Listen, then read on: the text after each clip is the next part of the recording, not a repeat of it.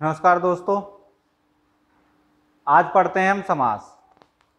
सबसे पहले हम ये जानेंगे कि समास का मतलब क्या है। समास का अर्थ है संक्षिप्त। समास का अर्थ संक्षेप। ये संक्षेप क्या है? किसी चीज को, किसी बात को छोटा कर देना ही समास कहलाता है। जैसे मैं कहता हूं भाई और बहन। क्या कहता हूं? भाई और बहन। तो आप इसे क्या लिख दोगे? भाई बहन। लेकिन इसका असली मतलब क्या है? इसका असली मतलब यही है कि भाई और बहन, लेकिन इसे छोटा कर देते हैं तो ये हो जाता भाई बहन। और इसी को हम क्या कहते हैं? समास।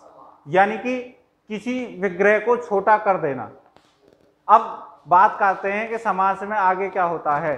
समास में सबसे पहले बात करते हैं सामासिक पद की।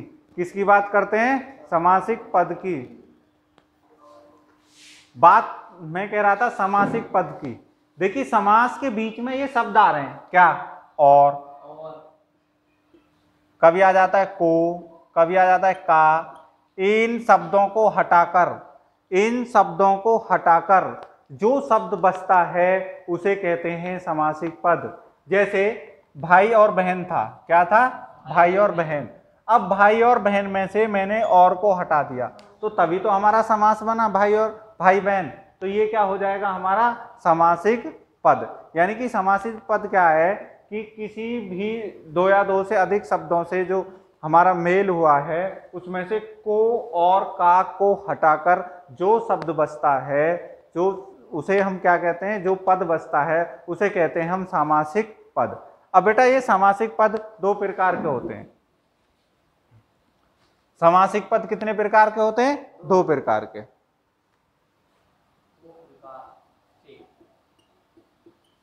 सामासिक पद दो प्रकार के होते हैं।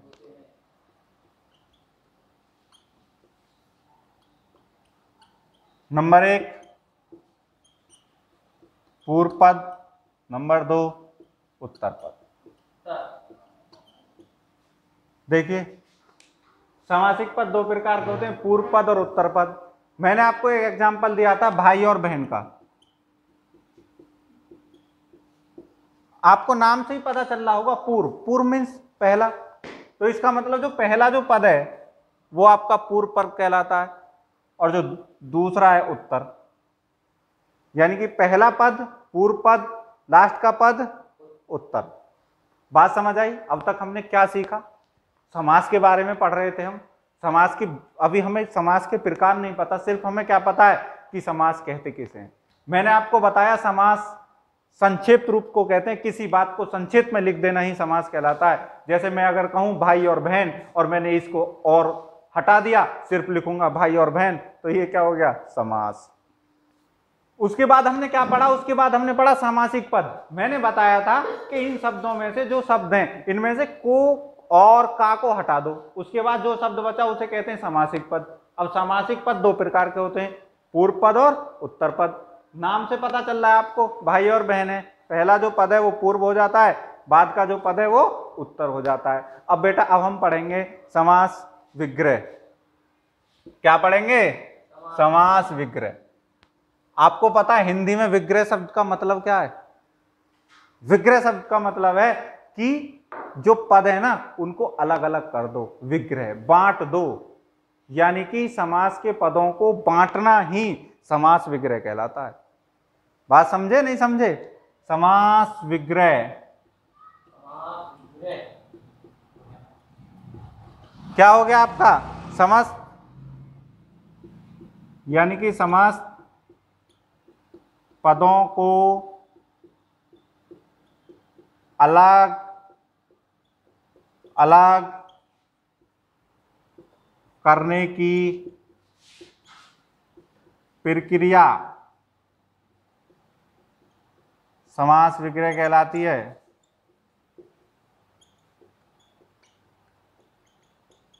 सिर्फ इस शब्द पे ध्यान दीजिए, विग्रह। यानी कि समास विग्रह समास के पदों को अलग अलग कर रहे हैं। अब आते हैं समास के भेद। क्या आते हैं? समास के भेद। अब तक तो हम सिर्फ समास के बारे में पढ़ रहे थे, अब असली कहानी अब शुरू होती है। अब तक क्या था? सिर्फ ट्रेलर। समास के भेद।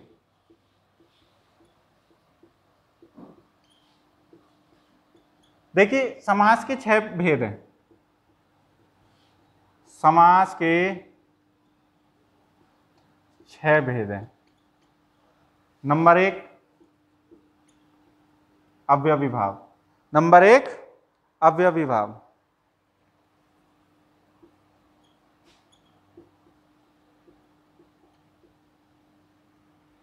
नंबर 2 तत्पुरुष समास। नंबर 2 तत्पुरुष समास। नंबर 3 कर्मधारय समास। नंबर 3 कर्मधारय समास। नंबर 4 द्विगु समास। और नंबर 5 आपका आ जाता है द्वंद्व।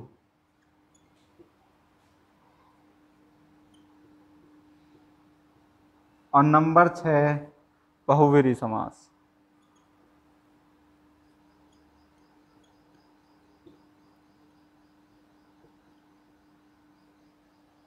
समास के 6 भेद हैं। अलग अलग को अलग अलग रूप से हम अध्ययन करेंगे, लेकिन उससे पहले एक छोटी सी बात मैं आपको बताना चाहता हूं। बेटा, कोई भी पद है, समास विग्रह है, तो उसमें पहली बात 2 या 2 से अधिक समास हो सकते हैं। अगर कोई कहे कि कोई एक एग्जाम्पल ले लो और उसमें कहे कि कोई तत्पुरुष समास, कर्मधारय समास, तो दोनों समास हो सकते हैं। ऐसी कोई जरूरी नहीं है कि सिर्फ कर्मधारय ही होगा। मैं आपको बता देता हूं, अगर कहीं भी पेपर में आपका कोई क्वेश्चन आ जाए और उसमें समास से रिलेटेड आपको 2 समास लग रहे हैं और उसमें एक बहुव्रीहि ऑप्शन में दिया हुआ है और आपको लग रहा है कि बहुव्रीहि समास आपका ऑप्शन में सही होगा और कर्मधारय भी है, तो बेटा आप बहुव्रीहि आंसर टिक करेंगे। क्यों टिक करेंगे? क्योंकि समासों का राजा बहुव्रीहि समास। समासों का राजा क्या होता है? बहुव्रीहि समास। और जहां आप जानते हैं कि जहां राजा होता है वहां प्रथम सम्मान किसको मिलता है? राजा को। इसलिए अगर 2 या 2 से अधिक समास है और वहां बहुव्रीहि समास भी है, तो आपका आंसर हमेशा बहुव्रीहि ही माना जाएगा। अब हम इन समास के अलग अलग प्रकार हैं, इनके बारे में पढ़ते हैं कि समास के अलग अलग प्रकार में क्या होता है। पहला मैंने आपको बताया था अवयवी भाव समास। नाम से पता चल रहा है अवयव। नाम क्या है? अव्यय।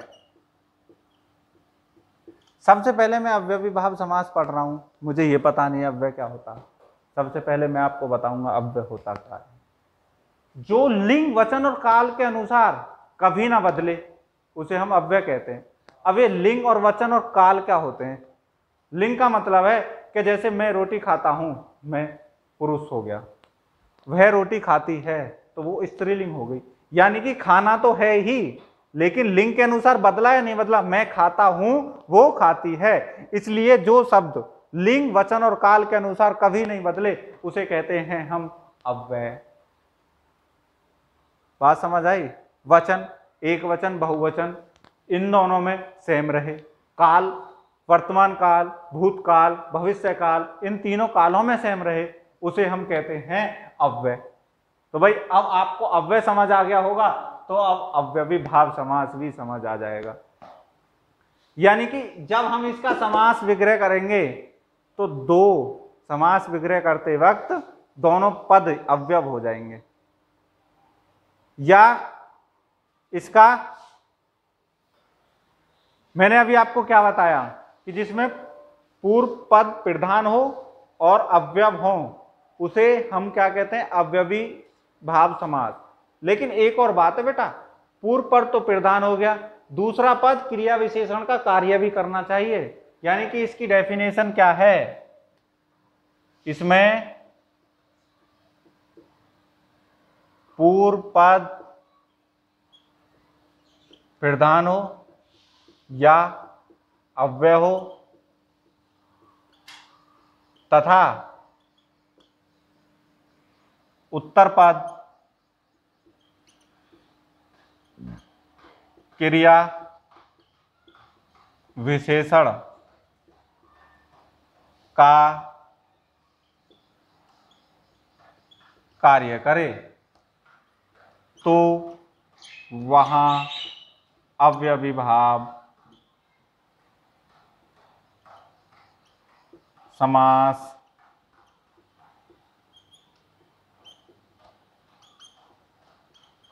होता है। यानी कि मैं एक आपको ट्रिक बताऊं कि इसमें ज्यादातर क्या होता है, यथा प्रीति, ये शब्द यथा और प्रीति, ये शब्द इसमें मुख्य रूप से, जैसे भर, दिन, बा, इस तरह के शब्द इसमें मुख्य रूप से प्रयुक्त होते हैं। जैसे इसके उदाहरण, अगर मैं उदाहरण की बात करूं, यथाशक्ति, यथा है, शक्ति है, अव्यय है, लिंग वचन काल के अनुसार बदलेगी नहीं, यथा भी नहीं बदल रहा है। इसका अगर मैं समास विग्रह करूंगा क्या आ जाएगा,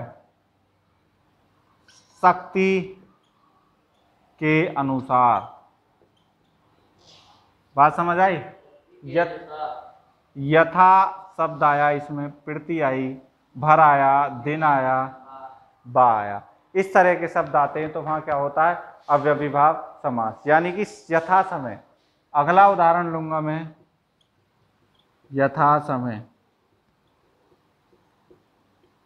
समय के अनुसार, सही है। अगर मैं अगला उदाहरण लूं, प्रीति दिन, प्रीति दिन, इसका मतलब है प्रत्येक दिन। यथारूप,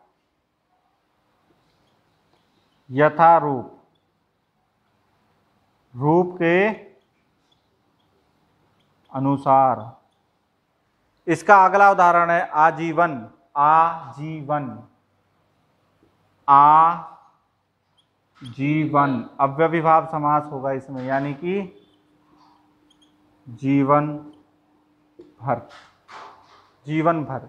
इस तरह से, इस टाइप के उदाहरणों में आपका क्या होता है, अव्ययीभाव समास। बेटा इसके जो 5 पार्ट्स और बचे उन्हें हम नेक्स्ट वीडियो में करेंगे। Thank you.